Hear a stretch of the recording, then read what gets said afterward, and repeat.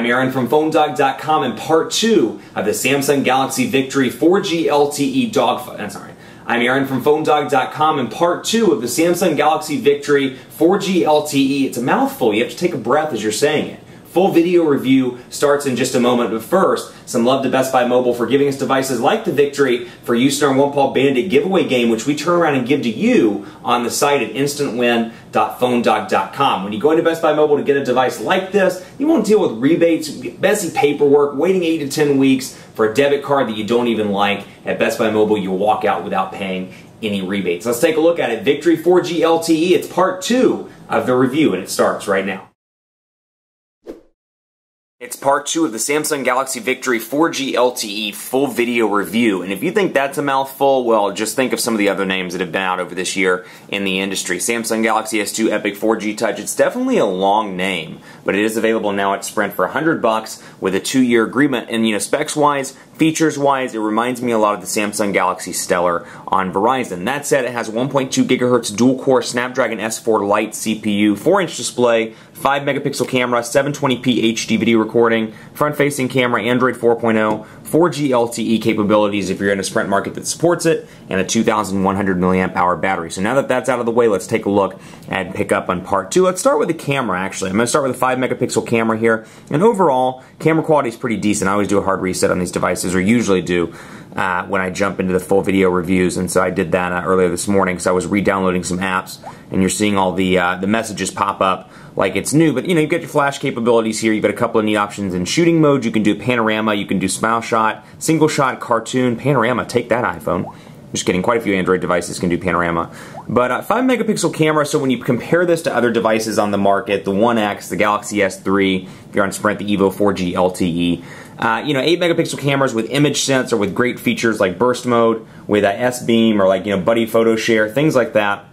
It's really going to be challenging. You may want to spend the extra $100 and go with one of the high-end devices. But still, that said, it's a 5-megapixel camera. It's not terrible by any means. I'm going to bring over a boarding pass I happen to have on my desk here. And we're going to focus on some text and see what we can do here. We'll bring it in.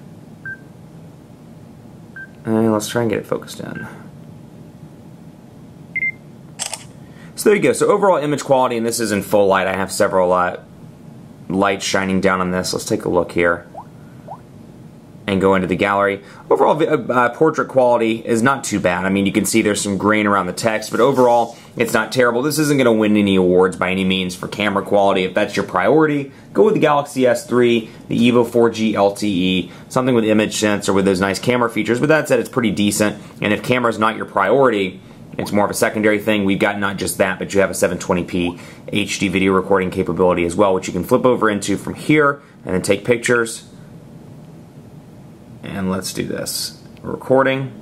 The downside is you can't take pictures while you're in 720p. So if you're recording, you don't have that feature that you have in the Galaxy S3 or again on the Evo 4G LTE. So camera-wise, in comparison to the competition, it's not quite up to par, but that said, for $100, the camera's not terrible. But again, Droid Razr M, there's a lot of variables here. I keep saying again, but that said, again, Droid Razr M, $99 on Verizon, does have a little bit of a better camera, an 8-megapixel camera that takes better pictures as a whole, based on my testing. Let's take a look at speed test as well. Sprint's 3G has been terrible throughout the year, and then all of a sudden when I came back from some work travel after the DNC, it had dramatically improved. Network Vision is at least rolled out, as my guess, on the cell site by my office. But let's go ahead and jump over here and change that over and begin the test and see what we can get on 3G. 3G on this device, if you're in a 4G LTE market, some Atlanta, Dallas, any of those, you can take advantage of the 4G capabilities. But again, you're getting mostly 3G speeds here. You're seeing like 0.7 megabits per second, 0.8 megabits per second, so about 700 kilobits per second here on the download. And on the upload, we'll take a look at that as well. Overall call quality has been pretty decent though. The earpiece is nice and loud. I've had no problems there. And because it's got the same battery as the Galaxy S3, it's got a 2,100, or I should say same capacity battery. 2,100 milliamp hour battery in this device. Despite having 4G LTE, it has a smaller display that's not HD.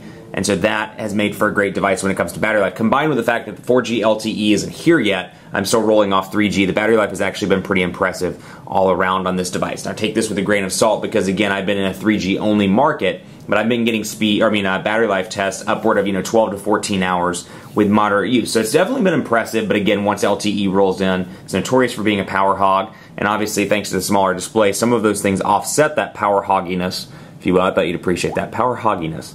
But overall, not too bad by any stretch of the imagination in comparison to some of the super phones on the market. Let's also run Quadrant Standard and jump in here and take a look at that, because I'm curious to see how the Snapdragon Lite processor affects this. So we'll run the full benchmark here. And again, battery life, been very impressed with that. I look forward to testing some LTE speeds here in the next couple of months as it rolls out more across the nation. It's rolling out to, I believe, 100 markets by 2012, if I remember the press release properly. There's so much going on right now that it's hard to keep track of everything. But that said, pretty impressed with that. Happy that that LTE is finally rolling out in a more mainstream way on Sprint, especially since they've got the iPhone 5, the Evo 4G LTE, the Galaxy S3, and a bevy of mid-range devices like this. But overall, been pretty impressed with this device. It's definitely thick, though. I mean, take a look at this device in comparison to, the iPhone 5, for example.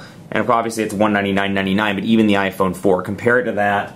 Compare it to the 1S, and you can really see the thickness difference. Compare it to a little bit of a bigger device, Galaxy Note. I'm kind of just pulling out what I have on my desk at the moment. But you can see, size-wise, it's definitely a chunky monkey. And I like that ice cream, and I think it sounds funny when I say it on video, so I'm going to say it again, chunky monkey. It definitely has some issues there. But that said, maybe you like a meatier device. It's easier to hold for you. Charging time is about the same as a typical Samsung device. That is to say, it's pretty slow when it comes to charging, especially if you're used to something, again, like the iPhone, which, say what you will about the iPhone, but the phone charges freaking fast. So that's something to keep in mind. 4,054 on Quadrant Standard. Take it with a grain of salt. 4,054. It's not indicative at all times of day-to-day performance, but still, that's a pretty impressive speed given the price point of this device. But another thing to keep in mind, the Galaxy Stellar design's a little bit different. Buttons are a little bit different. Overall look and feel is a little bit different. But 4G LTE on Verizon, very similar specs. It's free after rebate. So I'd like to see Sprint mark this thing down at least to $59, or at least to $49.99, maybe cheaper in that department. We didn't cover the body in part 1, so I want to cover this as well. You've got a physical camera button over here, which you can press and hold to access the camera. And go back to home, and then you've got a 3.5mm headphone jack up here, a power button up top, volume rocker, lanyard hole, and you got a micro SD card slot, and your battery is underneath with a flash, and of course your 5-megapixel camera. So all in all, it's pretty decent design. I like the silver. I like the way it looks. The buttons, as I said in part 1, annoy me to no end because they look like physical buttons, but they're actually capacitive buttons, so by default you kind of want to press them down, and you end up pushing it way too hard, like one of those grumpy old people that's just gotten a touchscreen smartphone for the first time. They're like, why is this not working? And you're like, come on, Grandpa. You don't have to push it that hard.